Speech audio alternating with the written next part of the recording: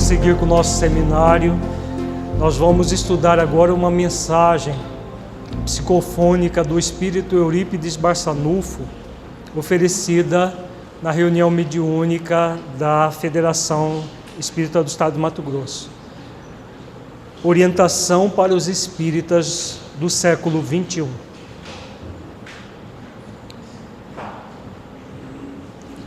A primeira era da revelação espírita trouxe, através das mesas girantes, a comprovação da imortalidade da alma em provas patentes e irrefutáveis. Homens do pensamento e da razão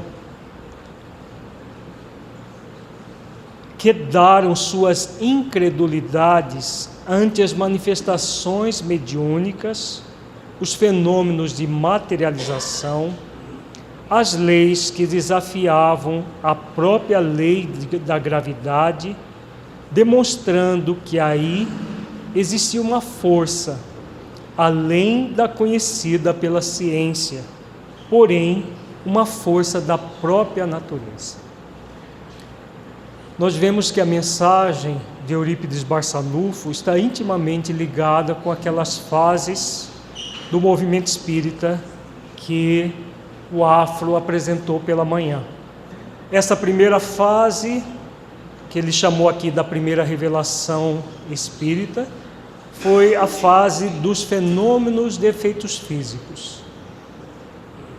As mesas girantes, as materializações, os fenômenos de transporte, enfim, uma série de fenômenos que aconteceram desde antes da codificação da doutrina espírita, a chamar a atenção de Hippolyte Léon Denis Rivaio, Allan Kardec, que estudou esses fenômenos e a partir dos fenômenos percebeu toda uma fundamentação intelecto-moral nesses fenômenos, e ainda existem esses fenômenos de efeitos físicos, mas ao longo do tempo eles foram entrando em desuso.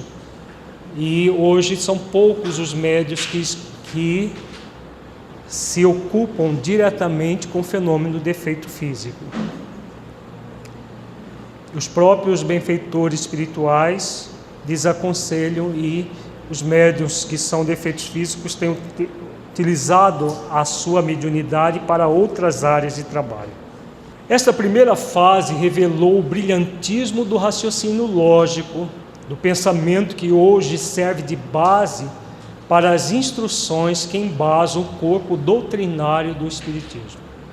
Se nós estudarmos a história do Espiritismo, vamos ver todas as pesquisas que Allan Kardec fez e outros pesquisadores também, que a partir dos fenômenos de efeitos físicos chegaram a conclusões muito profundas, principalmente Hippolyte Léon Denis Rivaio, que nos legou as 5 obras básicas da codificação, a todos os fascículos da Revista Espírita, que deu origem aos livros que nós temos hoje, que são encadernações das próprias revistas espíritas da época de Kardec. Então, tudo isso surgiu, como diz Eurípides, pelo raciocínio lógico. O próprio Kardec coloca o método lógico, nós estudamos isso no seminário sobre os projetos iluminativos, toda a lógica do pensamento kardeciano e como ele chegou a tudo que nós temos hoje à disposição. Depois, as manifestações intelectuais demonstrando uma comunicação profunda entre o mundo espiritual e o mundo corporal, logrando sucessos ainda não alcançados e catalogados por qualquer pesquisador atento na humanidade. A partir dos efeitos físicos, chegamos aos efeitos intelectuais, a toda a questão intelecto-moral que surgiram dos próprios fenômenos de efeitos físicos. A partir da codificação espírita, houve uma intensificação das comunicações de efeitos intelectuais. Tivemos no Brasil grandes médiuns que serviram para um aprofundamento do conhecimento espírita, como foi o caso de Ivone Pereira, Francisco Cândido Xavier, Divaldo Franco, Raul Teixeira e outros. O próprio Eurípides Barçanufo, que nos dá essa mensagem. Então tivemos muitos médiuns que deixaram um legado das manifestações de defeitos intelectuais. Essas conquistas vieram pelas mentes, pelas mãos e pelas vozes de inúmeros trabalhadores da mediunidade, demonstrando que a vida causal permanece depois do túmulo, prosseguindo pulsante a inteligência, o sentimento, a saudade e o amor, e que revela o trabalho incessante dos espíritos atuando na vida material, bem como os reencarnados influenciando o mundo espiritual. Então, os fenômenos de efeitos intelectuais desvendaram todo o funcionamento da dimensão espiritual, e não só o funcionamento da dimensão espiritual. Nos colocaram essas orientações na condição plena daquilo que nós somos, espíritos imortais momentaneamente reencarnados. Então, esses fenômenos de efeitos intelectos morais, eles nos geraram esse legado, como o mentor diz aqui, que a vida prossegue no túmulo, após o túmulo, pulsante de inteligência, de sentimento, de saudade, de amor. Então, mostrando que nós somos apenas um espírito momentaneamente encarnados. Esse é o grande valor de todas as comunicações dessa fase intelecto-moral. Foi a era da conexão, da comunicação que ainda estamos vivendo.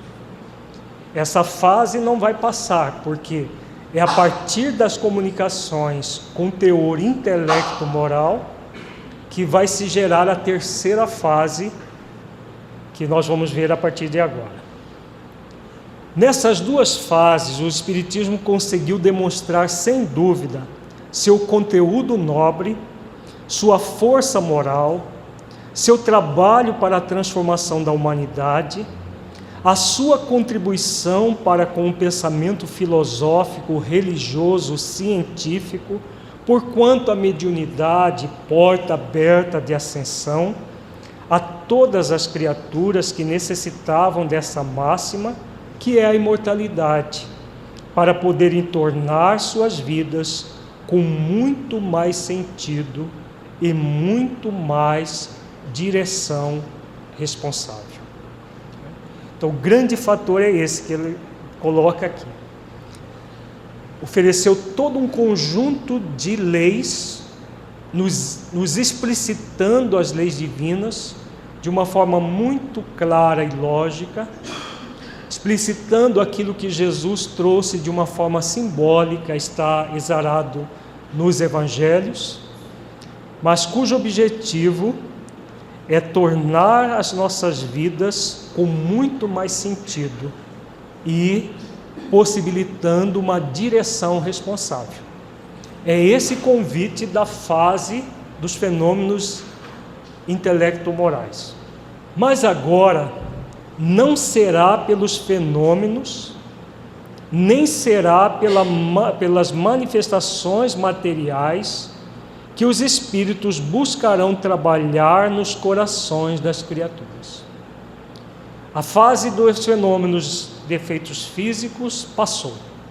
A fase dos fenômenos intelectos morais alcançou o auge no século passado, a partir da segunda metade do século XIX, no século passado.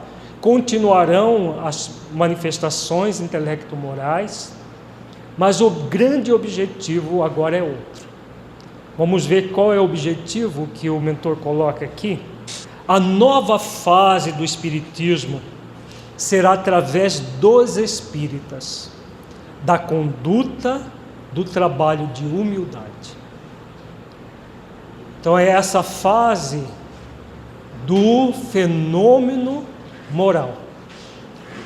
Porque de nada adiantará todo o patrimônio que nós legamos até agora, se esse patrimônio intelecto-moral não produzir em nós transformações morais.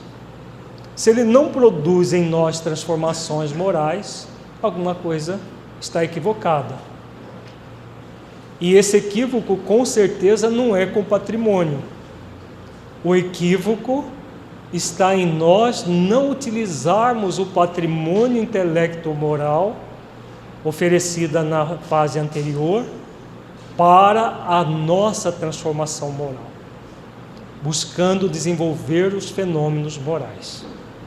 Agora será através da exemplificação o maior fenômeno espírita, que esta nova fase se abre e serão aos espíritas que compreendem a lei de amor a necessidade de demonstrarem não mais com raciocínio apenas, mas com gestos silenciosos de todos os dias, na força da fé vibrante que não cede ante as imposições do mundo, com suas propostas transitórias e efêmeras.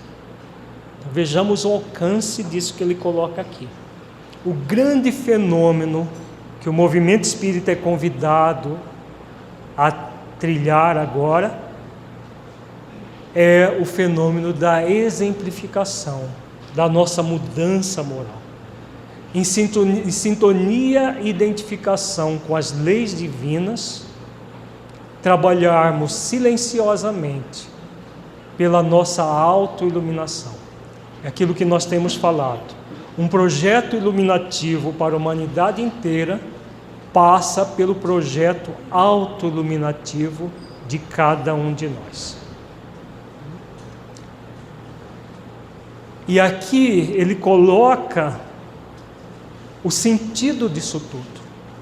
Nós não estamos diante de um processo moralista. Estamos diante de um convite de moralização. Fenômeno moral. O que significa isso? Significa todo um esforço para estar no mundo sem ser do mundo. De manhã nós vimos a orientação de Orion e a fala dele dizendo que nós estamos chegando no fundo do poço enquanto humanidade, em que os desmandos, toda uma série de questões da violência, do sensualismo, do sexualismo, de uma série de problemas que surgem na coletividade, que Eurípides chama aqui das imposições do mundo, com suas propostas transitórias e efêmeras, nos acenam. Nós temos, então, a busca do reino de Deus e a sua justiça, que é a proposta cristã, meu reino não é deste mundo, e as propostas efêmeras do mundo, transitórias do mundo, que nos conduzem, quando focados nela, nos conduzem ao vazio existencial, enquanto que a sintonia e a identificação com as leis divinas e com esse fenômeno da transformação moral de nós mesmos nos impelem à busca do reino de Deus e a sua justiça. E todas as coisas do mundo vão nos ser acrescentadas por consequência. Então, nós não vamos abandonar o mundo. É estar no mundo sem ser do mundo. Sem ser mais um igual a todo mundo, como as pessoas dizem. Todo mundo faz isso. Todo mundo se corrompe. Todo mundo é sexólatra. Todo mundo gosta disso, daquilo. Não é todo mundo. com certeza tem uma minoria agindo diferente de todo mundo. Esse é o grande convite e convocação de Eurípides para todos nós. Exemplificarmos não para que nós sejamos simplesmente fonte de referência. A transformação moral vai ser benéfica para quem, em primeiro lugar? Para nós mesmos. O outro na nossa vida, o mundo na nossa vida é secundário. Nós mesmos é que vamos ser os primeiros beneficiados disso, porque nos libertamos das imposições do mundo.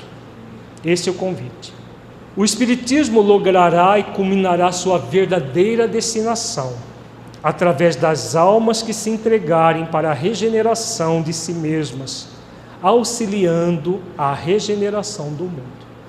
Então, o que nós temos falado, auto-iluminativo para que haja iluminação do planeta inteiro. A regeneração do planeta não se dará se não houver uma regeneração de cada um de nós. A Afro contribui aqui dizendo que ele traça aqui exatamente o perfil de quem está contribuindo com a doutrina espírita. Exatamente isso. Quem é que está contribuindo? Aquilo que ele também falou de manhã. Como que nós vamos perceber os indícios? Os indícios estão naquelas pessoas que se entregam para a regeneração de si mesmas. Elas não estão focadas no transformar o mundo. Elas estão focadas em transformar a si mesmas. A transformação do mundo sempre será consequência da transformação de cada um de nós. Então, quando nós nos entregamos a essa realidade, a essa verdade, tudo flui em nós, a nossa vida passa a estar repleta de sentido. Seremos nós, meus irmãos, as novas mesas girantes. Seremos nós os novos livros psicografados. Seremos nós as novas manifestações de materialização do amor de Deus na Terra. Aqui a referência aos fenômenos dos efeitos físicos. Nós sermos os fenômenos. Fenômenos morais. De pessoas que sabem da sua condição, mas não se entregam à menos-valia da sua condição. Fazem esforços para ir além da sua condição. Por isso, abramo-nos sem receio à força deste poder cósmico, não temendo se a voz dos outros quiserem falar em brados contra o nosso trabalho, quiserem atirar-nos na lama ou apontar as pedras contra nós. Aqui ele fala do testemunho. O testemunho daquele que sabe onde está, onde quer chegar, e que não importa se o outro não nos entende, se o outro quiser boicotar o nosso trabalho, quiser atirar a nossa reputação na lama, apontar as pedras contra nós, não importa aquilo que vem de fora. O que importa é o testemunho consciencial que nós estamos fazendo conosco. O Lieber lembra a questão, se isso não é o que diz a questão 642 do Livro dos Espíritos, se não basta não fazer o mal para sermos agradáveis a Deus, que somos convidados a fazer o bem no limite das forças, se tem a ver com isso que ele coloca aqui, sim, exatamente. Se nós estivermos centrados no bem, no limite das nossas forças, em paz de consciência, importa o que os outros pensam de nós? Importam as pedras que as pessoas jogam em nós? A lama que elas joguem em nossas reputações? Ou importa a nossa consciência sintonizada com o bem, no limite das forças? Porque aquilo que vem de fora não nos afeta se nós não nos permitirmos afetar. Se o nosso foco estiver fora, qualquer coisa que vem de fora nos incomoda. Mas se o foco for a nossa consciência, já foi o tempo de matar os corpos. Então ninguém vai matar os corpos, né? Aqui tudo é metafórico. Ninguém vai jogar pedra na nossa cabeça para nos partir o crânio. As pedras são morais. A lama aqui é moral. São as calúnias, as difamações. Mas Jesus mesmo nas bem-aventuranças, ele diz: bem-aventurados aqueles que forem perseguidos por amor ao meu nome. Então, aqueles que forem perseguidos, forem caluniados, forem injuriados pelo amor ao meu nome, bem-aventurados. E bem-aventurança, dentro de um conceito profundo, não é uma proposta passiva. Não, eu vou me deixar caluniar porque aí eu sou um bem-aventurado, passivamente aguentando a calúnia. Não é isso. Bem-aventurado significa em movimento de busca de ventura. Qual é a maior ventura que um espírito imortal pode se proporcionar, seja encarnado ou desencarnado? Qual é a maior ventura?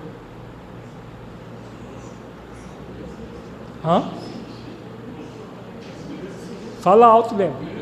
Cumprir as leis divinas na sua própria consciência. Por que que essa é a maior aventura, Eliane? Para todos também. Por que que é a maior aventura? Daqui a pouco o Afro vai falar por quê, mas já adiantando um pouquinho, que eu não aguento. Por que que essa é a maior aventura? São as virtudes conquistas da alma. Daqui a pouco o Afro trabalha mais isso aí. As virtudes conquistas da alma, como paz de consciência, como felicidade, é algo que só se conquista por um caminho, o caminho da verdade e da vida, que Jesus ensina. Eu sou o caminho da verdade e da vida. Então, quando nós estamos nessa sintonia e identificação com as leis em nossas consciências, nós estamos numa direção profunda das conquistas conscienciais que somos convidados. Conquista de virtudes que poucas pessoas realmente trabalham, porque são as virtudes mais profundas que o ser humano pode desenvolver.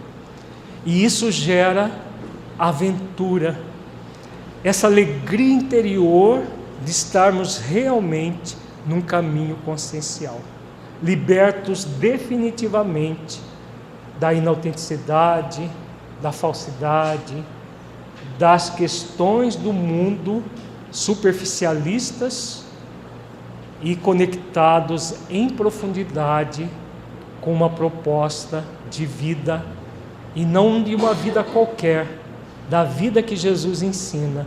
Eu vim para que tenhas vida e vida em abundância. Então essa é a maior aventura que o ser humano pode se proporcionar. Que o encarnado, diante de um mundo cheio de contrastes como o nosso, cheio de sofrimento, nós podemos sim pairar acima desse sofrimento do mundo, para sermos instrumentos para que o próprio mundo se modifique. Porque se nós estivermos chorando junto com os outros no mundo, não teremos muita coisa a fazer.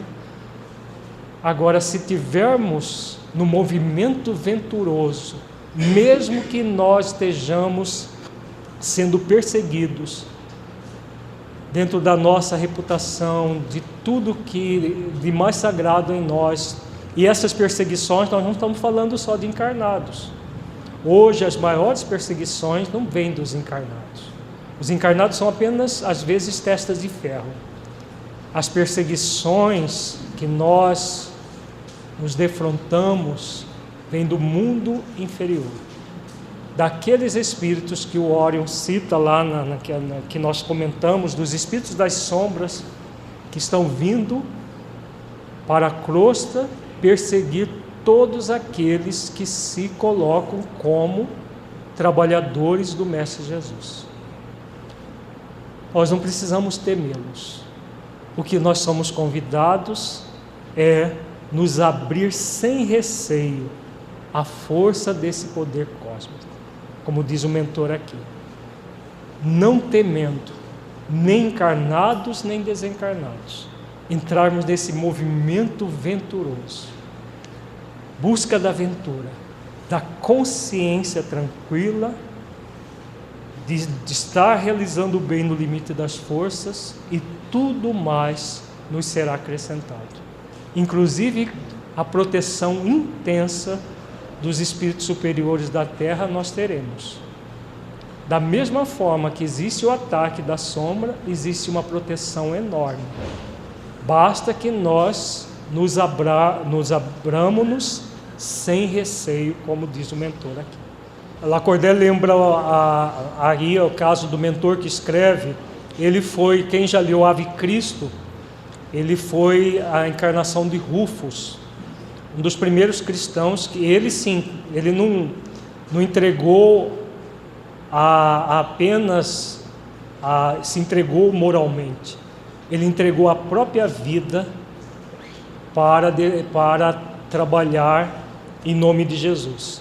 Quem já leu o romance é aquele senhor que foi vendido, ele e a sua família, como escravos, e ele foi amarrado num cavalo, e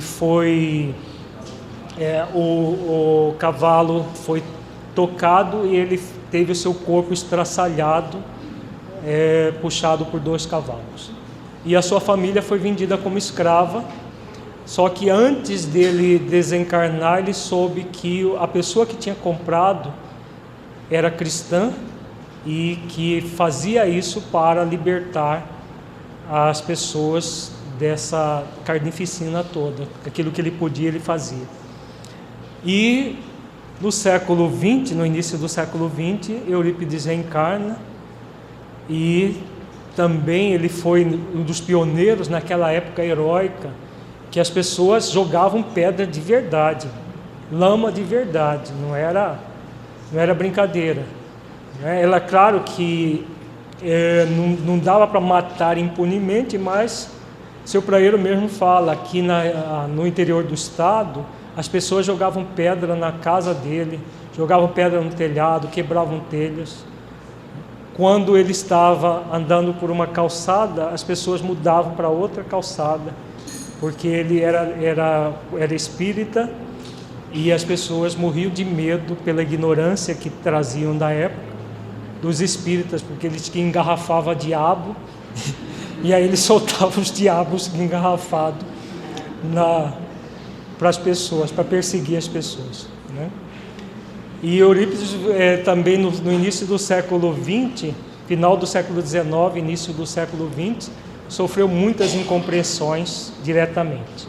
Então, quando ele fala isso, ele está falando de experiência não apenas do ponto de vista simbólico. Para nós hoje é simbólico tudo isso, mas esses pioneiros muitas vezes tomaram pedrada de verdade. E na encarnação como Rufo, não pedrada apenas, né? O corpo todo foi dilacerado por ser cristão. O único crime, entre aspas, que ele tinha cometido é ser cristão. Seremos nós hoje os novos filhos do Calvário. Não temamos se ante o silêncio, a oração, a humildade, o desprendimento, a compaixão, recebermos, ao invés da compreensão e da amizade, os petardos da maledicência, da angústia, contida nas almas que invejam ou que sofrem ainda as debilidades em si mesmos, por não conseguirem despertar a luz por vontade própria. Então, o testemunho do cristão hoje, do cristão espírita, qual é? É o testemunho de desenvolver virtudes dentro de si mesmo, falando silenciosamente a todos os corações, espíritas e não espíritas. E hoje a gente vê muito isso, inclusive no próprio movimento espírita. Existem as pessoas mais reativas que atiram os petardos da maledicência porque sentem inveja daqueles que estão trabalhando com o espírito de João Batista.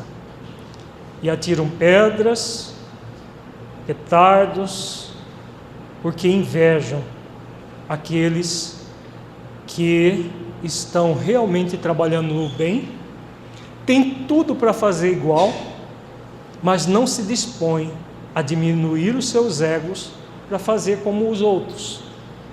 E aí, como eles não têm coragem de fazer como os outros, o que querem? Diminuir o outro para que eles se sintam bem, entre aspas. São pessoas profundamente áridas em si mesmas. E aí busca atacar o outro para, entre aspas, se sentirem bem. Como se atacando o outro ou diminuindo o que o outro faz, eles vão se sentir bem. Existem aqueles outros que estão focados na debilidade, na menos-valia, inseguros, se colocando como vítimas da vida e sem fazer os esforços necessários para ter uma vida um pouco diferente. Então, em qualquer que seja a condição de um extremo ou no outro, todos nós somos convidados a vir para o caminho do meio.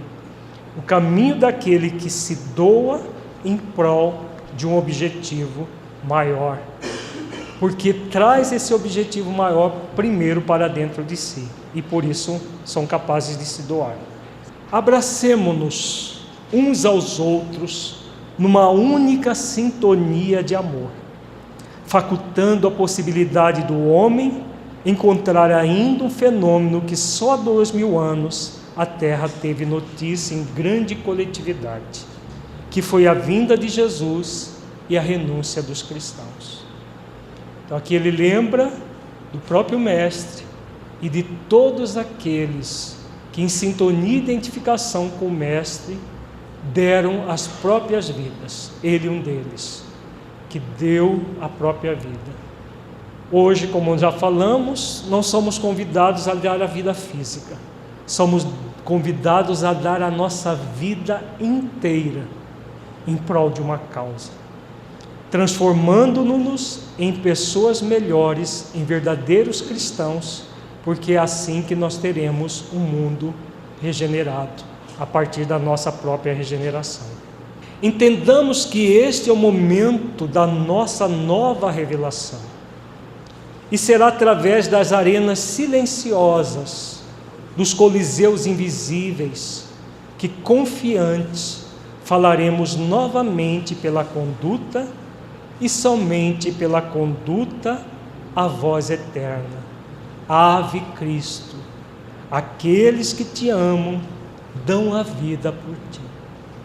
Eurípides Barçanufo, mensagem psicofônica na reunião mediúnica da FEENTE no dia 11 de janeiro de 2010, pelo médium Afro Stefanini II. Então essa proposta do mentor, uma proposta em que nós mergulhamos nas arenas silenciosas, nos coliseus invisíveis, porque hoje a Terra inteira se transformou numa arena, num coliseu invisível.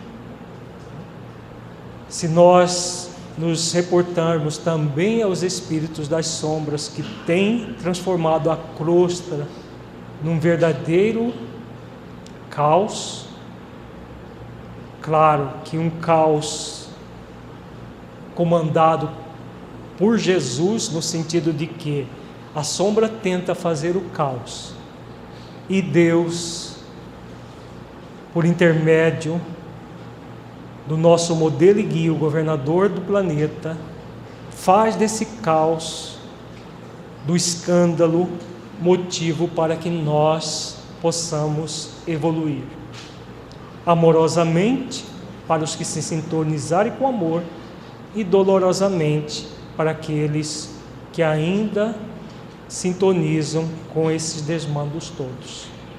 Mas o convite é transformar as arenas e coliseus numa conduta reta em nome do Cristo. Ave Cristo, aqueles que te amam dão a vida por ti. Então é aí o convite do mentor que reproduzimos aqui para todos nós. Darmos-nos a nossa vida para essa proposta de amor. Porque quando nós damos a vida para uma proposta assim, o primeiro a ser beneficiado com essa dádiva somos nós mesmos. Resumindo a mensagem do mentor, nós temos as 3 eras descritas na mensagem. A era dos fenômenos físicos, a era dos fenômenos intelectuais e a era dos fenômenos morais. Na primeira fase, independente da vontade do médium, os fenômenos acontecem. Surgiu para impressionar os sentidos. Alguns médiuns, Kardec faz a referência em O Livro dos Médiuns, nem sabiam que eram médiuns de efeitos físicos. E os espíritos utilizavam seus fluidos com base nisso. Nos fenômenos intelectuais, a vontade do médium é integrada no fenômeno.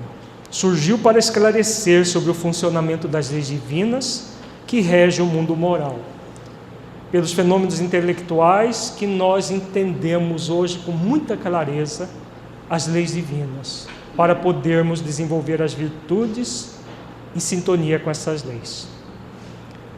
E a terceira fase, a vontade do médium é completamente atuante no fenômeno. Surge para comprovar a aplicação das leis divinas em nossas vidas pela prática das virtudes.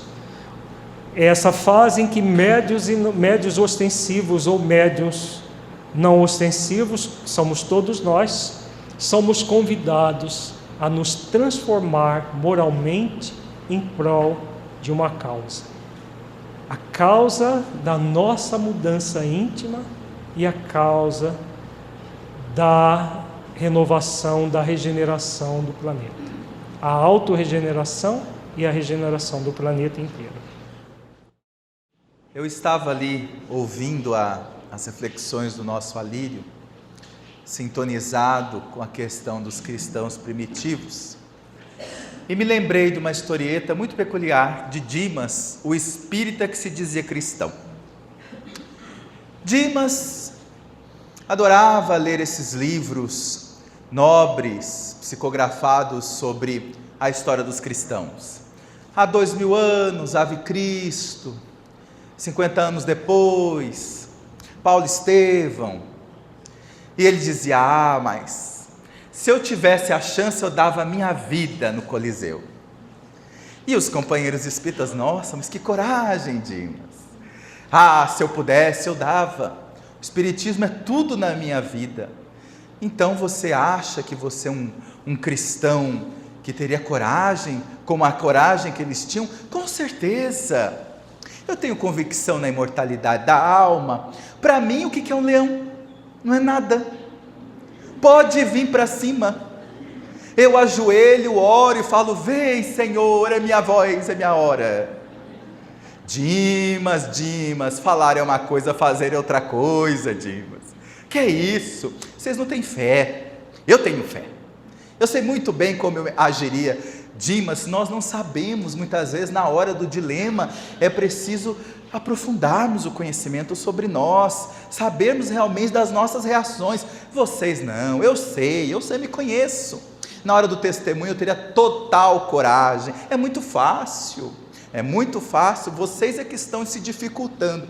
Mas Dimas, eu acho que é realmente importante, os amigos diziam, realmente importante ter essa coragem, dar a vida inteira, dar o corpo se for preciso, mas é muito importante nós nos analisarmos se todas as situações da vida nós teríamos certa serenidade. Então, se nós realmente temos essa serenidade, que bom. Mas, se você está dizendo, não é? E os amigos não queriam contrariar o Dimas, o espírita mártir do centro espírita. Então, certa feita, os amigos estavam na cidade, chegou um circo. E aí o Dimas foi com os amigos espíritas assistir o circo. E ele lembrou, aquele leão, leãozinho de circo. Bom era o leão da África lá, que pegava os cristãos, que era um leão de quase 2 metros de altura, assim, aqueles leões da savana mesmo, esses leões. Mas eu vou ver o circo. E aí o Dimas estava animadíssimo, falando, lembrou do leão e falou dos cristãos, e citou obra tal, trecho tal, como os cristãos eram corajosos. Então nesse momento começou o espetáculo, aquela coisa bonita, luz para cá, chegou a hora do danado do leão, mas Dimas foi cansando, foi um dia cansativo, ele dormiu. Bem na hora do espetáculo do domador com o leão, o Dimas dormiu, e dormiu na primeira fila. E na hora que começou o espetáculo, aqui e acolá, de repente o leão escapa. E é aquela correria para lá, correria para cá, e o Dimas dormindo. E aqui, de repente, um companheiro espírita que já estava na porta, grita assim: Dimas, Dimas, leão, Dimas. O Dimas acorda, vê aquele bichão na frente dele: Dimas, leão, Dimas. Ele: não, deixa que o leão escolhe. Na hora, ele não quis saber de nada. Falou assim: deixa que o leão escolhe quem ele quiser. E aí nós vamos ver que na hora do testemunho redentor, nós vamos dizer assim para o leão: leãozinho, não me escolhe não. Deixa que o leão escolhe o outro. Porque na hora do testemunho é outra coisa. E aí nós vamos pegar nessa historieta de Dimas a nós mesmos. O convite para que nós comecemos a pensar qual é o fenômeno que nós queremos produzir. Se nós estamos dispostos a produzir um fenômeno diante dos testemunhos e além dos testemunhos, o fenômeno moral, ou nós ainda estamos presos a outros níveis de interesse. Para isso, é fundamental que nós saibamos o que é um fenômeno moral, porque um fenômeno moral, ele tem uma característica peculiar. Dentro da tríade eu, espírito imortal, leis divinas e Deus, nós vamos entender que existe um fenômeno que depende única e exclusivamente de nós. Qual é esse fenômeno? Nós, enquanto eu, espírito imortal, temos condição de mudar os desígnios de Deus? Não. Nós temos condição de dar um jeitinho nas leis que Deus criou? Também não. Então nós não podemos produzir fenômenos que modificam as circunstâncias, muitas vezes. Mas nós podemos produzir o fenômeno que dá significado às circunstâncias. O fenômeno que modifica as circunstâncias, elas muitas vezes não vêm pelas nossas mãos. Por exemplo, nós queríamos que uma coisa não tivesse acontecido. Queríamos que fosse de outra forma. Nós queremos produzir um fenômeno de interferência, como se fosse possível em Deus, que sabe tudo, onipresente, onipotente, onisciente, e nas leis que estão organizando aquela circunstância para a nossa melhoria. Porque como é que pode haver uma circunstância na vida, se não for uma circunstância que de alguma forma veio para promover algo melhor em nós? Afinal, se houvesse a possibilidade de haver uma única circunstância que em essência acontecesse somente para causar o mal, porque o homem cria circunstâncias que causam mal ao outro, a gente sabe disso, mas numa visão holística, se o mal pudesse ser feito daquela maneira, derrogando as leis de Deus, ou seja, se não houvesse ali uma sabedoria muito mais suprema que permitiu que aquela situação acontecesse para dar uma lição bem maior, nós teríamos que admitir que Deus não é onipotente. Nós teremos que admitir que Deus não é onisciente, nem onipresente. Ou seja, uma circunstância aconteceu sem que Deus quisesse, ou, no caso, permitisse, melhor dizendo. Ou soubesse. É possível isso? Sim ou não? Então é correto afirmarmos que sob todas as circunstâncias, nós sempre estamos sob o amparo de Deus? Mas como pensar sob o amparo de Deus, Se na hora de um momento de dificuldade, no momento trabalhoso, no momento de testemunho, vem aquele momento de dor, como que a nossa mente vai conseguir processar a presença de Deus quando algo que nós interpretamos como ruim acontece conosco? Algo muito desagradável acontece conosco. A nossa mente processa, nesse momento, uma proteção da vida? Processa uma proteção do alto? Ou processa que nós fomos vitimados? Ou processa que nós fomos injustiçados? Como é que a mente processa? Processa isso, que fomos vitimados, que fomos injustiçados, que alguma coisa aconteceu que me abandonou, que eu estou sozinho agora. Não é assim? É assim que a mente processa. Muito bem. O que um fenômeno moral faz? Um fenômeno moral, ele tem suas condições, tem suas virtudes para se produzir um fenômeno moral dentro de nós. Ele leva em consideração profundamente o movimento de entrega aos desígnios de Deus, a movimentação das leis divinas nas circunstâncias e a ação para dar significado às circunstâncias. Então, sobre as circunstâncias, naquele momento, às vezes eu não posso mudá-la naquele momento. Mas a partir do momento que eu posso agir, dando uma nova significação à circunstância, a circunstância não muda? Não muda a ação em si, mas o que é que muda? O efeito, o impacto dessa ação no espírito imortal. Porque circunstância por circunstância só pode ter significado para alguém que lhe interprete. Como aquela fala oriental que dizia assim, olha, uma rosa é uma rosa. Há uma fala de sabedoria tibetana que diz assim, uma rosa é uma rosa. Mas é tão boba essa frase, o que tem isso a ver? E aí o mestre explicou para o discípulo, o que você acha da rosa? Eu acho ela linda, eu acho ela bela, eu acho ela grande, eu acho ela florida, eu acho ela perfumada. Pois é, você interpretou tudo isso da rosa, mas a rosa é uma rosa.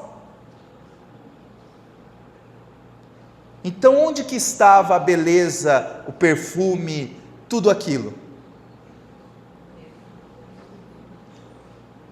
Estava no atributo do aprendiz que, retirando da rosa tudo que lhe percebe, deu a significação e devolveu a rosa cheia de significação de dentro dele. De dentro dele veio toda a significação da rosa, mas perante a circunstância em si, a circunstância é uma circunstância. Quando eu dou uma nova significação para ela, ela passa a ser outra circunstância, não é mais a mesma, não pode ser mais a mesma, porque o fato não é a mesma coisa que a interpretação do fato que cria a realidade. O que verdadeiramente cria uma realidade não é a coisa em si, não é o fato que é a realidade, mas é a interpretação e o significado de um fato que vira realidade. Então, naquele momento, o homem foi agressivo comigo, a pessoa foi ofensiva na fala comigo. O fato é a fala como que a pessoa fez, o jeito que a pessoa falou, esse é o fato. Mas a realidade não é a ofensa. A ofensa passa a ser realidade dependendo da significação que eu dou para o fato. Porque para que haja realidade do ponto de vista profundo, precisa de um sujeito que lhe interprete, senão não existe realidade. Por isso que a rosa, por mais perfumada seja, ela não sabe que perfuma o jardim. E a pedra, por mais dura seja, ela não sabe que está no meio de um caminho, às vezes atrapalhando. É um fato. mas a significação que se dá para o fato é que vira a realidade. Então a gente fala, nossa, minha realidade é tão dura, a minha realidade é tão difícil. O que é que eu estou querendo dizer na verdade com isso? Porque o fato ele não é nem duro nem fácil. Veja, o fato não é nem bom nem mal, é fato. Agora, quando eu digo a minha realidade é tão dura, eu estou interpretando do fato aquilo que eu quero. Aí vem a ação. Mas se eu estou no movimento de entrega às leis divinas e entrega a Deus, como é que eu vou construir a minha ação?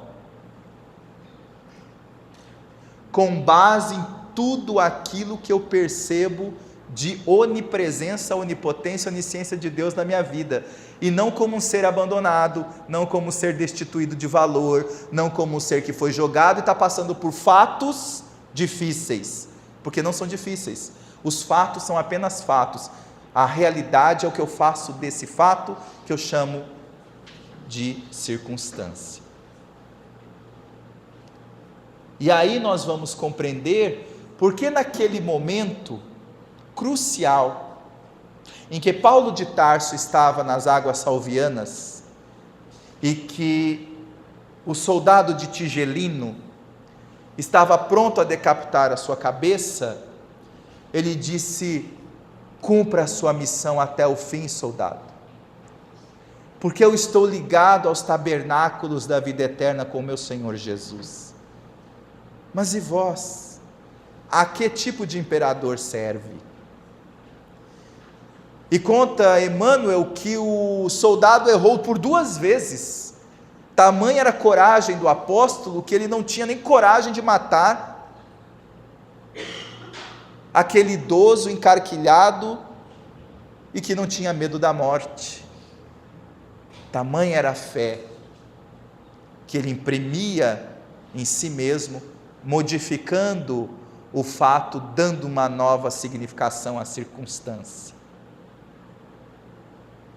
E aí o fenômeno moral começa a se enraizado neste ponto.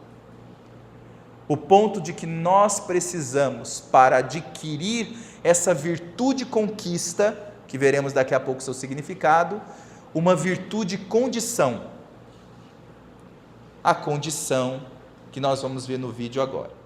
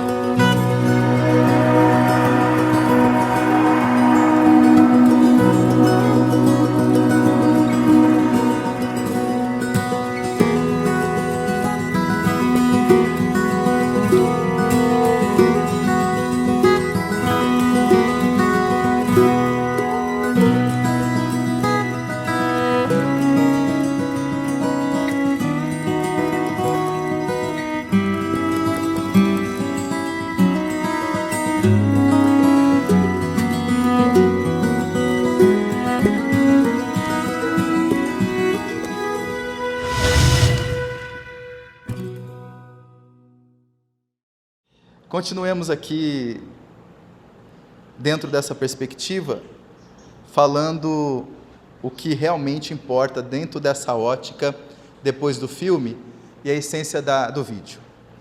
Nós temos ali um vídeo que mostra o que mesmo, hein, gente? Que acabamos de assistir. Qual que é a tônica do vídeo? Quem que era o menininho? E quem que era o monstrão lá, vamos dizer assim? Que na verdade ele parecia um monstrão só porque por dentro, amoroso. O que nos dá já algumas questões a pensar.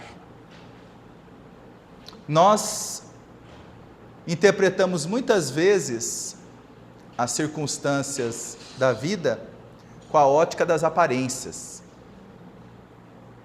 Mas o que vale realmente, dentro de qualquer circunstância, para o desenvolvimento do fenômeno moral, não é a aparência da circunstância, mas é o que realmente? O que aquela circunstância nos pede para aprendermos. Então, para desenvolvermos em nós, para produzirmos em nós, melhor dizendo, um fenômeno moral, nós precisamos de uma virtude condição. Existe virtude condição, existe virtude meio e virtude conquista. Nós precisamos de uma virtude condição para produzir o fenômeno moral em nós. Qual é? Qual é o fenômeno condição que é fundamental, senão não se produz esse fenômeno moral? Com base no vídeo. Sentimento de aprendiz. É isso, Lorena? Virtude condição é sentimento de aprendiz. Porque o sentimento de aprendiz, ele é capaz de nos fazer aprender com as circunstâncias agradáveis e com as circunstâncias desagradáveis. É uma capacidade de resiliência, de estar fazendo quantas vezes necessário for até a produção do fenômeno. O vídeo mostra quanto que o aprendiz no início ficou frustrado com ele mesmo. Por quê? Porque ele já via quem fazia, observava o mestre que já fazia com habilidade, já produzia o seu fenômeno moral com habilidade, simbolizado ali por um objeto luminoso. E ele, ao invés de fazer passo a passo, a primeira coisa que ele pediu para o mestre foi o quê? Para ele fazer logo o quê? Perfeito. Pronto. E é aí que entra a pergunta que nós deixamos para o almoço. Para nós fazermos o bem, é necessário sermos totalmente bons? Ou é praticando o bem que nós vamos nos tornando bons? Qual a diferença em bem e bom? Ser bom. Bom é a virtude conquista. E fazer o bem no limite das nossas forças é a virtude meio. Porque nós estamos ainda inseridos numa cultura que nos dita que para que nós façamos o bem, virtude é entendida como a virtude conquista, ou seja, o ponto culminante. Se você não tiver isso, se você não manifestar essa bondade, quem é você? Você não é ninguém, então você não pode fazer o bem, ou você não é digno de fazer o bem. Então quem sou eu para fazer algo? Como se por acaso o bem não precisasse passar pela lei do trabalho, o bem não precisasse passar pela lei do progresso, ou seja, como se o bem viesse como um estado de graça. A ideia de um estado de graça ainda é muito forte dentro dos nossos circuitos mentais, das nossas ideias. Por quê? Quando eu estabeleço a minha ânsia de querer fazer pronto algo que eu não me dediquei para aprender do mínimo ao máximo, eu estou criando uma armadilha egóica no meu comportamento. Eu estou dando um comando muito perigoso a mim mesmo quando eu digo assim: corra 100 quilômetros, você consegue. Muita gente já conseguiu, você consegue. E nós vamos lá e queremos correr 100 quilômetros. Mas quando chega no terceiro quilômetro, o que a gente faz? Desiste. Porque nós ficamos focados nos 100 quilômetros como se pudesse ser realizado de uma hora para outra.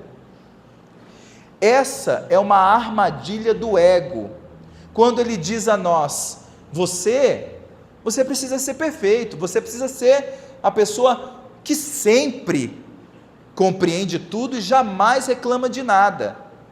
Veja como é uma ardilosa forma do ego nos enganar. Mas a essência, o verdadeiro poder do aprendiz, a condição de aprendiz, nos liberta disso. Porque pela condição de aprendiz, eu não vou me exigir fazer o que o mestre faz, mas eu vou me aplicar a fazer todos os esforços em cada momento para chegar aonde o mestre chegou. Então, no sentimento de aprendiz, o ego não pede para nós, no caso, como o ego faz, correr 100 quilômetros. O ser essencial nos solicita que nós sigamos 1 quilômetro.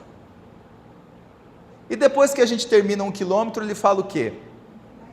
Mais um. E depois que a gente termina, mais um.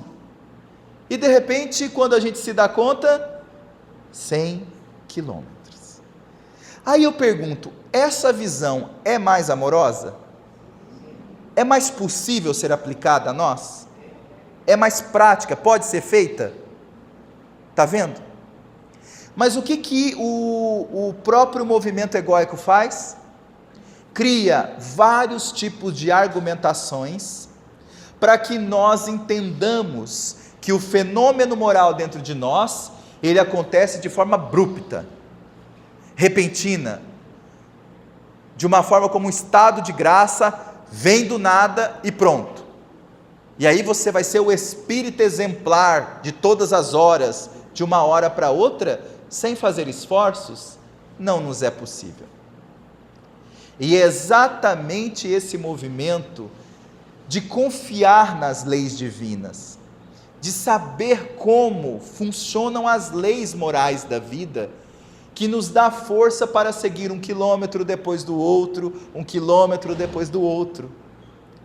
Porque quando nós não conhecemos Deus, leis divinas e eu, espírito imortal, ou seja, esse movimento amoroso da vida, nós não sabemos como nós nos funcionamos. E porque nós desconhecemos como nós nos funcionamos, nós exigimos o funcionamento padrão do meu ideal. Como eu tenho um padrão idealizado de que para funcionar certo é assim, eu exijo que assim eu faça. Mas eu estou desconsiderando e desconhecendo o jeito como eu me funciono. Tem pessoas que quando acontece alguma coisa desagradável, ela precisa ficar algum tempo silenciosa. Ela não consegue conversar com as pessoas na hora. Quando eu sei que eu me funciono assim, eu vou, através do fluxo do jeito que eu me funciono, utilizar as virtudes meio para chegar à virtude fim, que por exemplo é a harmonia, depois de um momento de crise. Então eu vou me silenciar, mas eu não vou me rebelar, eu vou me silenciar, eu preciso me silenciar. Depois eu preciso pensar o que aconteceu. Depois eu sou convidado, depois de pensar o que aconteceu, a entender quais foram as minhas fragilidades. O que é que eu fiz que deu brecha para isso? Ou o que é que aconteceu comigo nessa circunstância que eu sou convidado a aprender? Porque às vezes não partiu de mim, partiu do que o outro fez comigo, mas enfim, eu sou convidado a aprender.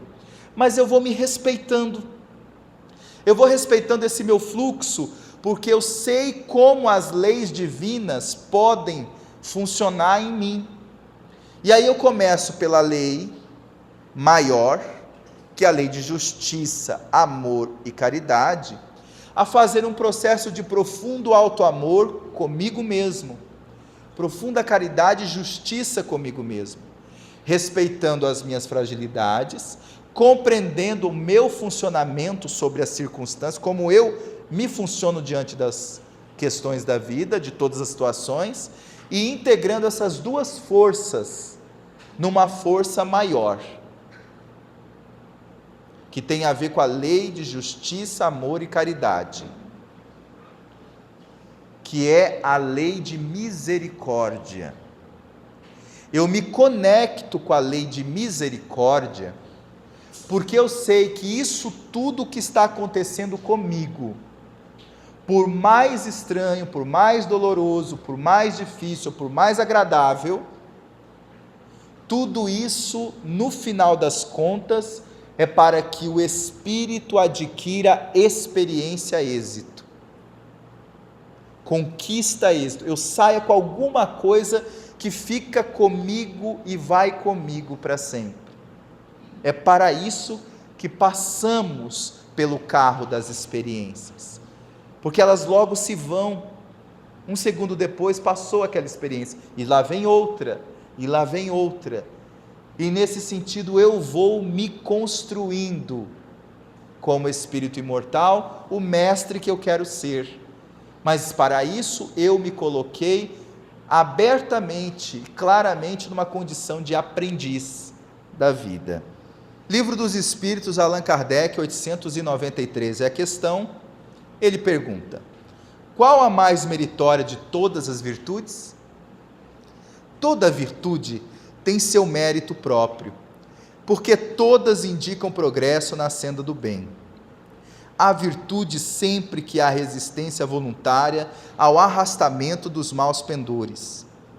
A sublimidade da virtude, porém, está no sacrifício do interesse pessoal, pelo bem do próximo, sem pensamento oculto.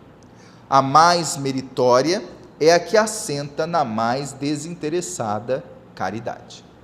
Se nós formos no âmago da resposta, nós vamos ver que os espíritos, ao responderem para Allan Kardec, eles ampliaram o conceito da pergunta de Allan Kardec.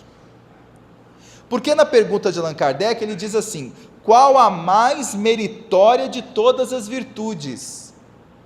O que o codificador está querendo saber? Ele quer saber a virtude específica. Ele não esperava que a resposta fosse essa. Ele queria uma virtude. Por quê? Porque era da natureza, da lógica de Allan Kardec ser sempre preciso. Nós vamos perceber no Livro dos Espíritos, em muitos momentos, como Allan Kardec queria respostas únicas para determinadas questões. E os espíritos ampliaram de uma resposta, fizeram várias argumentações. Essa é uma delas. Allan Kardec quer saber a mais meritória. Ele não desconsidera que as outras virtudes, mas ele queria uma resposta específica. Mas espera aí, se os espíritos dessem uma resposta específica de uma virtude, o que seria de entender algo dessa natureza? Se eles dissessem, por exemplo, a humildade é a mais meritória das virtudes. Segundo a lei de justiça, uma virtude ser mais meritória que a outra, dá-nos impressão de quê? De que as outras virtudes teriam, em termos, importância menor. De que as outras virtudes não seriam tão meritórias quanto aquela, porque a pergunta específica, recebendo uma resposta específica, daria a entender, por exemplo, que existe critérios entre aquela pessoa que fosse virtuosa naquilo e outros que não fossem virtuosos, como se houvesse uma disputa entre as próprias virtudes. Agora eu pergunto, qual raio do sol é mais importante? Qual é a mais meritória das notas musicais? Qual é a mais meritória das cores do arco-íris? Sabe por que nós não podemos responder isso? Porque nós temos já uma determinada compreensão de que as cores do arco-íris, as notas musicais ou os raios do sol, eles se funcionam de que maneira? Integrada, conectada. Então nós temos a certeza, a partir da resposta dessa pergunta, que as virtudes elas têm dois eixos, mas elas não são distintas, porque onde existe a caridade, lá também tem a humildade, lá também tem a paciência. Entretanto, aqui ele distingue duas categorias da relação nossa com as virtudes. Uma está na primeira parte da resposta. Toda virtude tem seu mérito próprio, porque todas indicam progresso na senda do bem. Todas. A resposta é essa. Todas as virtudes têm seu mérito próprio. Todas as virtudes têm seu mérito próprio, porque todas elas indicam progresso na senda do bem. Então, ligado à lei divina. Porém, há virtudes quando sempre há resistência voluntária ao arrastamento dos maus pendores. Aqui ele dá uma categoria, não das virtudes, diferença, mas da nossa relação com a virtude. Quando há um arrastamento aos maus pendores, e nós nos deixamos levar por esse arrastamento, nós estamos tendo um movimento desvirtuoso. Mas quando nós nos disciplinamos e resistimos a esse arrastamento, como diz aqui, nós então estamos praticando uma virtude. Então aquela pessoa, por exemplo, que ela tem tendência à bebida, mas ela chegou à consciência de que a bebida faz mal para a vida dela, que ela não quer mais, bebida alcoólica. Ela deixa de ter a tendência? De uma hora para outra? Sim ou não? Não. Ela deixa de querer beber de uma hora para outra? Não. Mas se ela não está bebendo, está fazendo os esforços, o que é que ela está fazendo? Resistindo ao arrastamento. É uma virtude.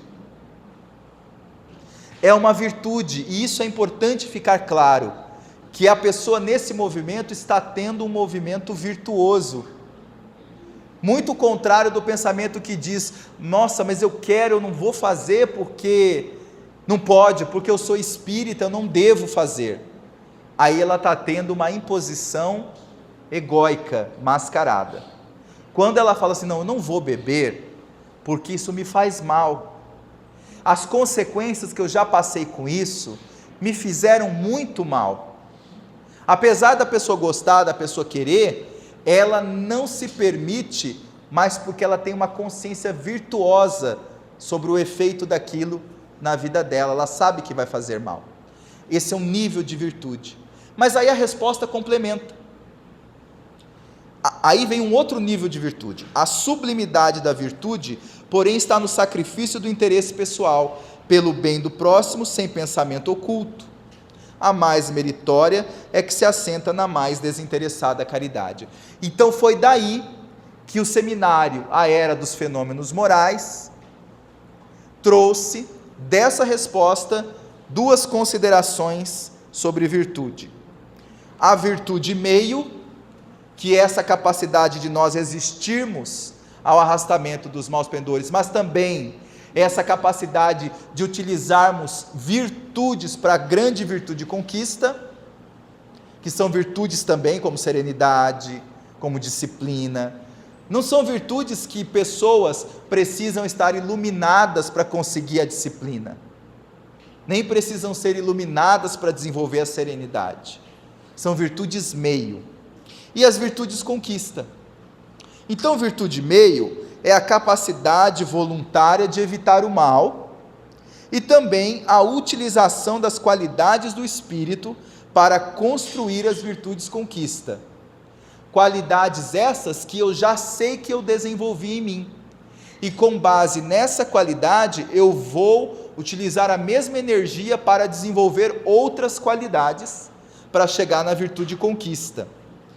A virtude conquista é a sublimidade da virtude assentada no completo desinteresse pessoal. É esse somatório profundo. Vamos adiante, para nós entendermos melhor. As virtudes meio são aquelas que o espírito imortal desenvolve para que seja capaz de evitar o arrastamento para o mal, mesmo não tendo ainda superado completamente as atrações por essas tentações, pois assim mantém uma consciência bem lúcida de sua tendência aos arrastamentos destas tentações, de modo a superá-las gradualmente por meio de esforços continuados, pacientes, perseverantes e disciplinados. Opa! Então, a partir disso, eu pergunto, nós até que não estamos tão destituídos de virtudes, não é verdade? Teve alguém aqui que conseguiu descobrir virtudes que pensava que não tinha? Pode ser que sim. Virtudes meio. São todos os esforços que nós já estamos fazendo para não nos arrastarmos e também aquelas qualidades nossas já desenvolvidas que estamos colocando a serviço da nossa felicidade. São as virtudes meio. Um fenômeno moral, se não passar por isso, ele não se produz. Por quê? Porque um fenômeno moral não pode ser produzido com um sentimento de obrigação, um sentimento de que é obrigado a fazer algo. Um fenômeno moral só pode ser produzido se ele vier pelo viés profundo da lei de liberdade. Se eu quiser mesmo isso, se eu compreender quais são as qualidades que eu já tenho à disposição da vida, e a partir desse ponto, eu produzo um fenômeno moral, porque eu conquisto a virtude que é desinteressada por excelência. Por exemplo, exemplos de virtude meio com a virtude conquista. A virtude conquista aqui é a lucidez espiritual. Mas para adquirir lucidez espiritual, eu não me torno lúcido de uma hora para outra. Aliás, o que é lucidez espiritual? Vamos começar por essa reflexão. O que é lucidez espiritual? É a capacidade de eu saber que sou um espírito imortal? A capacidade de eu saber, sentir e vivenciar que eu sou espírito imortal? Passa por aí também.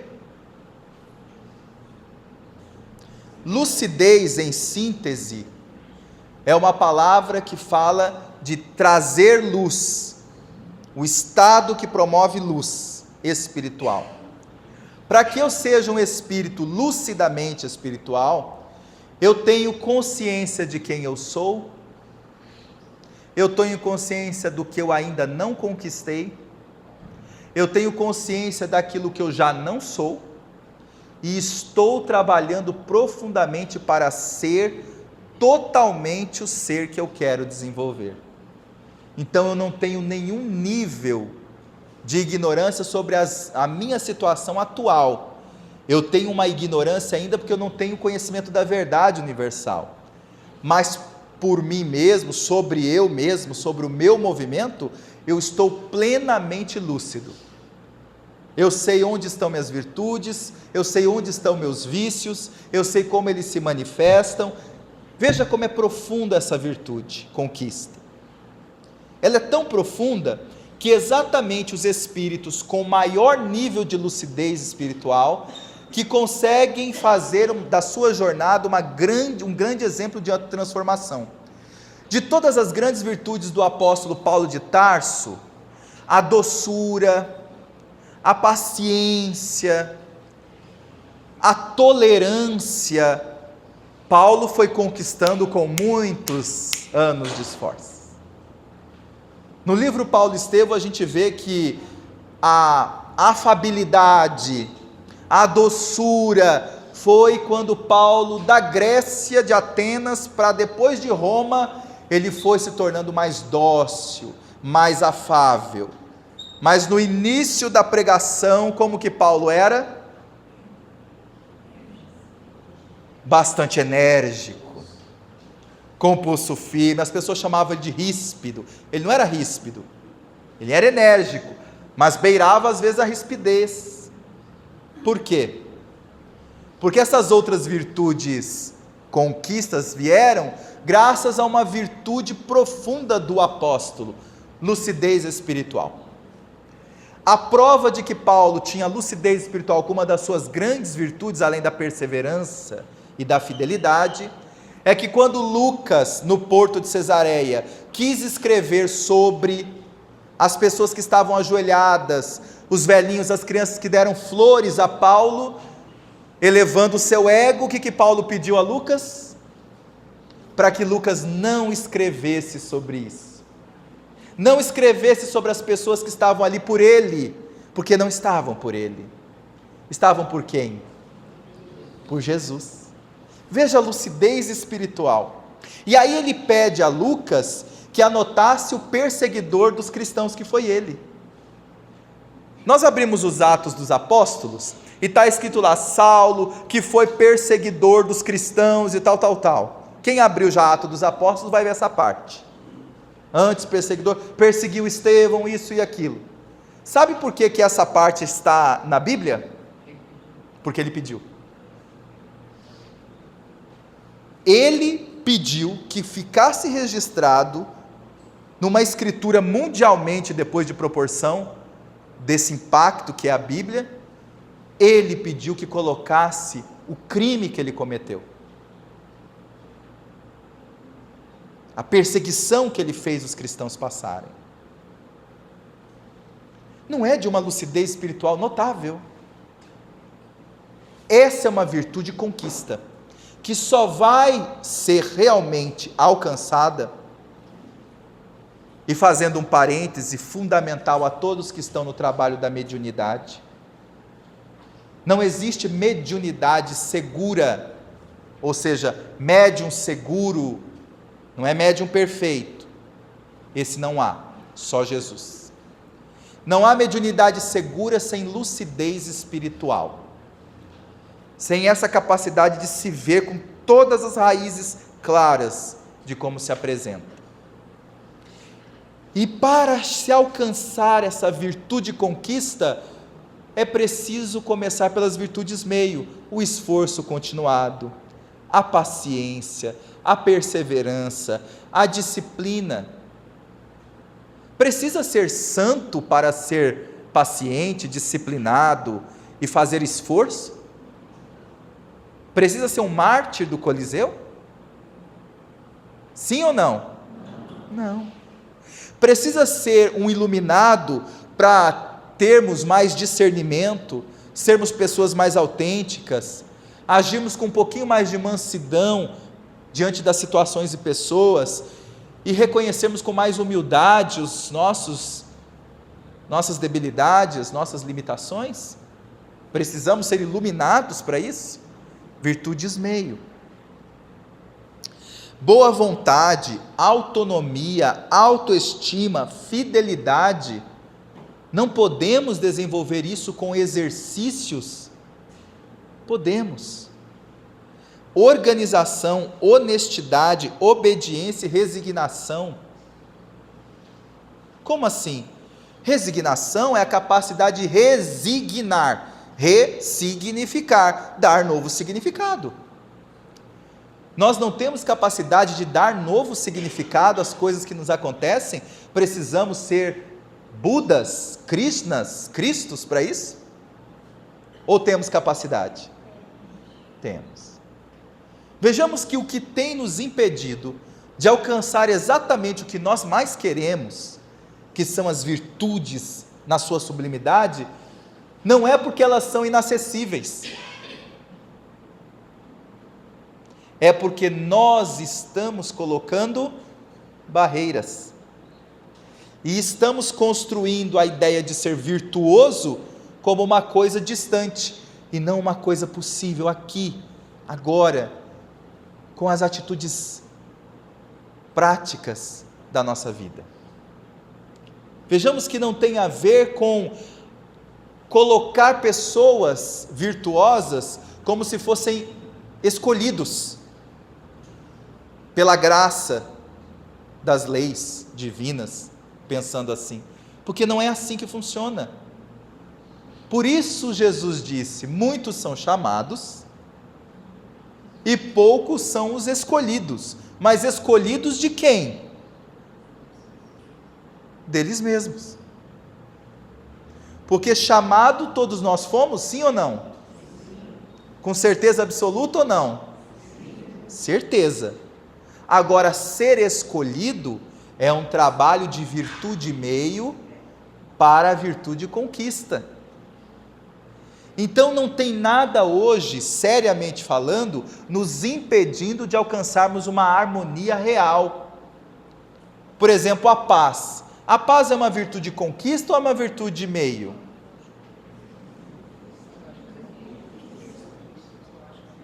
A paz é uma virtude conquista. Porque a paz é o resultado de outras virtudes meio que eu vou utilizar para adquirir a paz. Porque a paz já é o estado. Eu estou em paz. Eu sinto essa paz porque eu já estou em paz. Lacordaire lembra do momento do julgamento de Saulo sobre Estevão, o apedrejamento, aquele momento. No livro Paulo Estevão, retratado, psicografia do nosso Chico Xavier, Espírito Emmanuel. Então, naquele momento em que Saulo se depara com Estevão já apedrejado, Estevão dá um olhar profundo para o futuro de Saulo, quando Abigail, a sua irmã, que o vê ensanguentado, ele pergunta a Abigail, mas com quem te deixarei?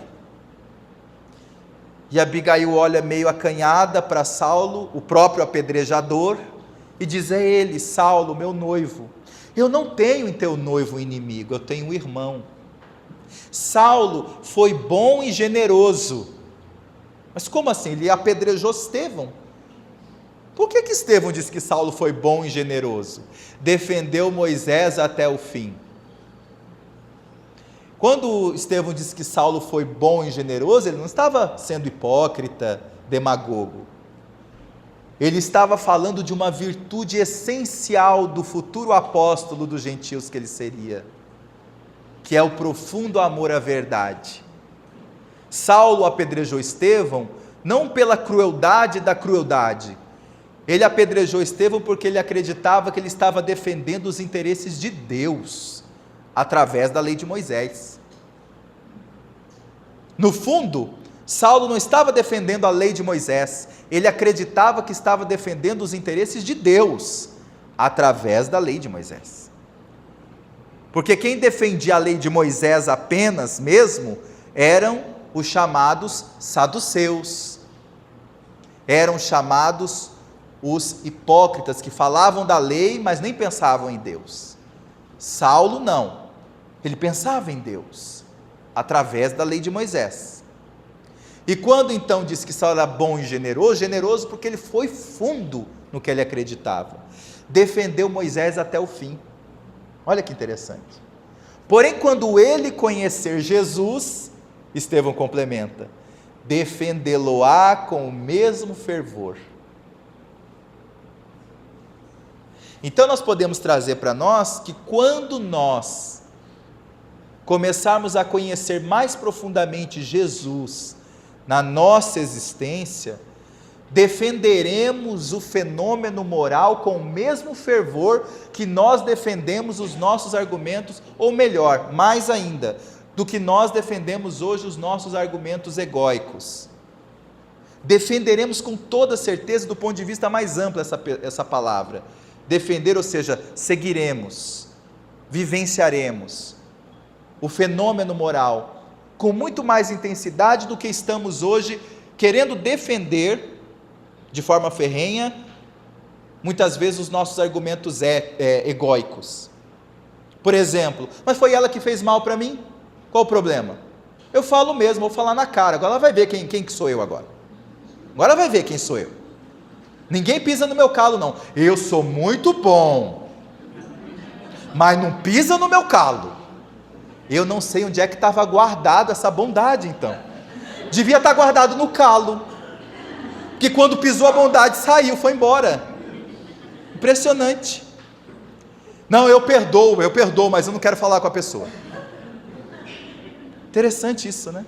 Não, eu perdoo, mas não fala mais comigo não, tá? Nunca mais. Que interessante. É um voto de silêncio amoroso. A pessoa perdoa e não quer falar com a outra. Por quê? Porque defende essa ideia egóica, esquecendo que tudo isso é o que mais traz angústia no coração. As virtudes conquistas são aquelas que somente se manifestam quando o espírito se coloca inteiramente sob a égide da lei de justiça, amor e caridade, e realiza todas as suas ações com completo desinteresse pessoal. Então, as virtudes conquistas, elas são aquelas que nós podemos já verificar se já o temos, se já temos uma virtude, se já estamos diante de alguma virtude conquista no nosso coração, se porventura nós nesse ponto, nessa questão, realmente temos agido com total desinteresse pessoal. Mas como é que eu sei se eu estou agindo com total desinteresse pessoal? É quando o meu coração se sentiu imensamente feliz, apenas pelo bem que eu consegui realizar, sem uma gratidão que fosse da pessoa. Às vezes sem a pessoa saber.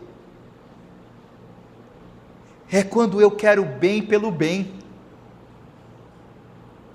Eu não quero que as pessoas saibam, às vezes não quero que as pessoas reconheçam, nem quero que as pessoas... Eu quero sentir isso em mim. Eu quero que isso seja uma verdade em mim. Então isso sim começa a ter características de virtude conquista. O desinteresse pessoal. Desinteresse esse que obviamente só é alcançado mediante os esforços continuados, pacientes, perseverantes e disciplinados. Virtude é uma faculdade desenvolvida no espírito imortal, não é um dom que veio de uma graça, por exemplo. É uma virtude que veio pela aceitação desse trabalho dentro de nós. Então é óbvio que para haver desinteresse pessoal, eu coloquei em xeque tudo aquilo que eu mais queria. E quando eu verifiquei que o que eu mais queria não era nada para mim egoicamente, mas era o bem sobre todas as coisas, aí sim aquilo virou uma virtude conquista. Pode aparecer isso de várias maneiras na nossa vida. Para um filho, para um parente, para o centro espírita, para o trabalho espírita, pode aparecer de várias maneiras, mas principalmente o que caracteriza uma virtude de conquista é esse desinteresse pessoal. Ou seja, a pessoa, por exemplo, ela está no movimento espírita, e aí ela busca a mediunidade, por exemplo, psicografia, vamos colocar. Se ela se despojou profundamente do interesse pessoal, ela entende o que significa a tarefa da psicografia na vida dela. É uma tarefa de profundo aprendizado, de profunda renúncia, de profunda vontade de aprender com os espíritos superiores. Mas se ficar no seu coração qualquer resquício de projeção, de vaidade, porque é médium, porque escreveu livro, porque isso é aquilo, se isso pairar dentro dos seus interesses, ela não construiu nem a mesma virtude meio, nem é virtude de conquista, nem é virtude meio, é uma desvirtude que ela construiu dentro dela, se assim poderíamos dizer, né? Porque ela fez todo um processo pseudo interessante, pseudo desprendido, mas chegou lá no final, o que ela queria era reconhecimento. Ela queria que as pessoas falassem dela, das mensagens e tal, sem nenhum nível de lucidez espiritual sobre o que está fazendo. Da mesma maneira, qualquer outra coisa que possamos pensar sobre o que leva ao interesse pessoal. Na virtude de conquista, a consciência do ser essencial se manifesta com toda a sua pujança, pois nessa fase o espírito atende com suavidade e leveza às sugestões conscienciais, conforme as orientações do Mestre de nossas vidas. Tomai sobre vós o meu jugo e aprendei comigo, que sou brando e humilde de coração, e encontrareis descanso para a vossa alma, porque o meu jugo é suave e o meu fardo é leve. Aqui nós temos uma premissa fundamental. Quando Jesus nos diz: tomai sobre vós o meu jugo e aprendei comigo, que sou brando e humilde de coração. Brando e humilde de coração. Que virtude que é essa que Jesus reporta? Ele já o é.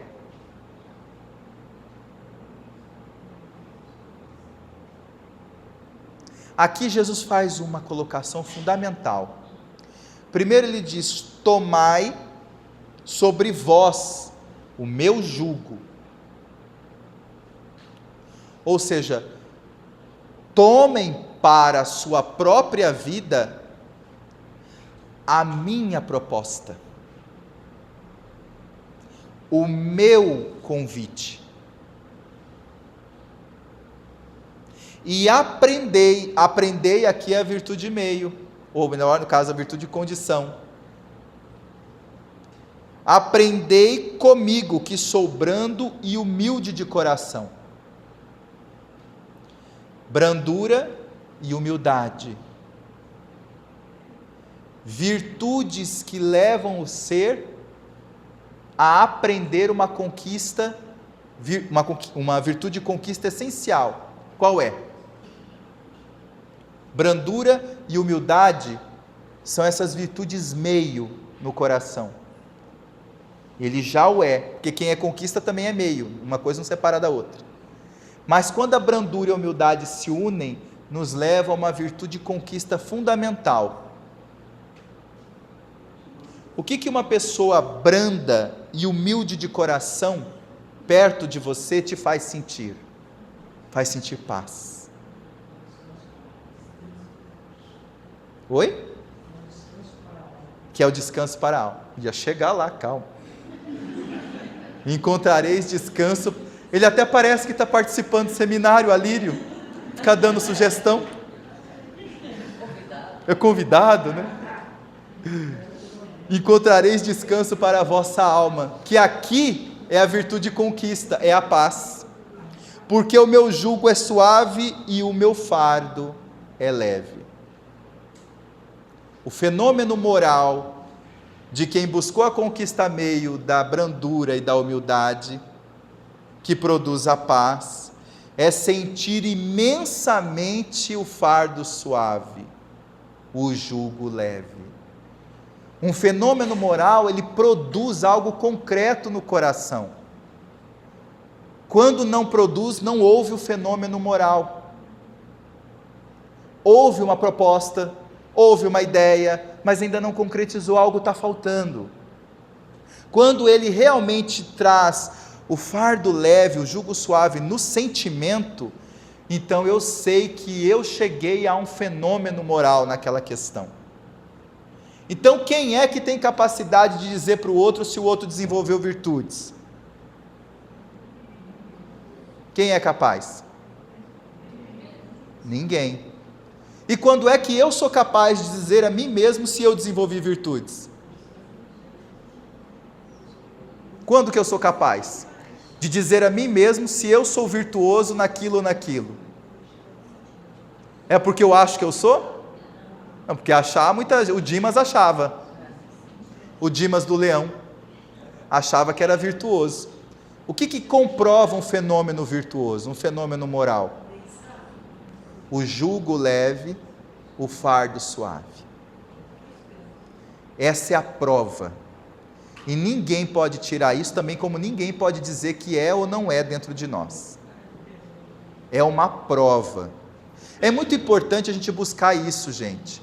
Porque geralmente nós estamos quase sempre escravizados às opiniões caluniosas ou às ideias que temos que as pessoas devem fazer de nós, isso, aquilo. Isso também é uma coisa que prejudica muito, esse discernimento. Mas então, com base nisso, nós podemos buscar esse fardo leve, esse jugo suave, para sabermos realmente se nós alcançamos um fenômeno moral. É o Cristo interno que nos avisa se o nosso fardo está leve, se o nosso jugo está suave. Por quê? Porque esse estado de sentimento, ele não é abstrato, ele é concreto, ele nos indica algo. Quando nós temos um problema de saúde, nós temos dois tipos de dor genérico, né? É a dor aguda e a dor difusa. A dor aguda é quando está no sistema muscular. Tocou aqui, eu sei onde eu estou tocando. Estou tocando no meu braço. Eu sei definir exatamente o ponto que estou tocando. Mas às vezes quando tem dor no estômago, quando tem dor no rim, eu não sei onde está a dor, então é chamada de dor difusa. Não sei onde é que a dor está. Pois bem, quando nós estamos no processo da transformação moral, eu sei exatamente alguns pontos que me deixaram feliz. Mas há outros pontos que eu não sei definir exatamente essa alegria que eu estou sentindo, esse bem-estar que eu estou sentindo, esse fardo leve, esse jugo suave, mas é um sintoma. Esse sintoma que parece difuso, vamos dizer assim, é porque ele é um sintoma ampliado na consciência. Eu estou profundamente bem comigo mesmo, em paz comigo mesmo. Então, como eu cumpri o dever na consciência, desenvolvendo a virtude meio com a virtude conquista, eu me sinto profundamente em paz. Esse estado é o estado da virtude conquista. As virtudes meio acionam o desenvolvimento das virtudes conquista, tendo como ponto de partida uma virtude condição. Que virtude condição é essa? O sentimento de aprendiz. Ou seja, o resultado de nossa sintonia e identificação com o Mestre Jesus, o nosso guia e modelo para as virtudes cristãs, conforme vemos de forma magistral no encontro terapêutico entre Jesus e Verônica. Então, uma das coisas que vale a pena nós pensarmos sobre isso é que eu não preciso me colocar num pedestal para começar a fazer o bem. Aliás, a lucidez espiritual começa quando eu sei que eu não estou num pedestal e sou capaz de fazer o bem. Que eu não estou na tribuna das virtudes dos santos, mas já faço virtudes em mim mesmo, buscando evitar o mal, buscando ser uma pessoa melhor. E aí eu vou paulatinamente conquistar a virtude chamada virtude conquista. Por quê? Porque antes de tudo eu me humanizei, eu reconheci a minha humanidade. Reconhecer a humanidade é reconhecer minhas qualidades e minhas fragilidades, reconhecer onde eu choro, reconhecer onde eu rio, onde eu sorrio, onde eu fico alegre, onde eu fico triste, reconhecer as minhas dimensões. Esse reconhecimento claro das minhas dimensões, como eu me funciono, me ajuda a desenvolver as virtudes meio. É muito perigoso as pessoas que querem criar uma personagem para se relacionar com as outras, ou que faz um movimento emocional, sentimental, de sempre controlar suas emoções, seus sentimentos. Não é acolher as emoções, é controlar mesmo. Então a pessoa está lá com aquele sentimento difícil, uma raiva, um grande ódio por alguém, e aí a pessoa pergunta: como você está? Eu estou muito bem. Nossa, a pessoa sempre está bem. Quando ela está com muita raiva mesmo, aí que você descobre que a pessoa está com raiva, se você conhece a pessoa, que quando a pessoa está com raiva e quer controlar tudo, ela parece uma paralisada, ela não fala nada. Tudo bem com você? Tudo bem. Ela fica mais devagar ainda. Tudo bem, tudo jóia. Mas eu senti que aquela pessoa gritou com você, você não sentiu nada? Eu senti alguma coisa? O problema é dela. O problema é ela que está nervosa comigo. Mas você vê que a pessoa está totalmente enferrujada, até no movimento, ela está dura. Por quê? Porque há uma tendência de controlar o sentimento. Quando nós estamos verdadeiramente fazendo esforços e acontece alguma coisa que nos desagrada, como é que você... Olha, eu não estou bem, eu preciso de ajuda. Se você puder me ajudar, por favor, me ajuda. Porque realmente eu me senti ofendido com o que ela falou. Eu sei que eu vou melhorar, que eu vou me acalmar, mas eu preciso de ajuda. Aí eu pergunto, o que é mais humano? A segunda opção ou a primeira opção? Não é o que nós podemos fazer? Mas a primeira opção não é tão bonitinha? Não é lindinho? Você sempre parecer aquele soldadinho, aquela bonequinha, não é legal? E todo mundo olha você assim e fala, nossa, só falta a asa, só falta a auréola. Ele sempre está bem, ele nunca está, né? Nunca tem nada, nunca tem. Pois é, ele tem. Tem, ele vai morrer de fibralgia. Os nervos tudo assim. Que vai fazer o quê? Vai para o corpo. Impressionante. Quem tem fibralgia aí, gente, não se sinta assim, incomodado. É só uma análise psicológica. Vai ter algum treco. Ou então vai ter cãibra que não acaba mais. Quem tem cãibra também não entenda que eu estou falando de você.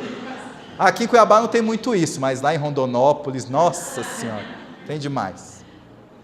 Então o que eu quero dizer, meus irmãos, para ir para o intervalo, é que para produzirmos um fenômeno moral, nós precisamos nos amar como nós estamos, como nós nos funcionamos. A condição de sentimento de aprendiz é fundamental. Nós entendemos que a forma como nós podemos nos acolher, a forma como nós somos convidados a nos perceber, é a condição essencial para a gente querer desenvolver a virtude de meio. Senão a gente não vai querer, a gente vai achar que tem alguma coisa no lugar, não vai colocar a virtude verdadeira no lugar. Vai ficar lá, aquela outra coisa que parece virtude no lugar. Então veja como as leis divinas são amorosas. Elas nos permitem compreender como nós estamos, aceitar como funcionamos, mas entender que temos ajuda, que somos amparados, que podemos fazer de uma forma diferente. E é isso que fez com que os exemplos que nós vamos mostrar amanhã comovam tanto os nossos corações. Não são super pessoas, não. São pessoas que resolveram fazer o comum de uma forma incomum. Pessoas que estão dando exemplos de fenômenos morais na Terra. E para encerrar eu faço uma pergunta. Se nós pudéssemos voltar com os fenômenos físicos, e se começássemos a encher a federação de cadeiras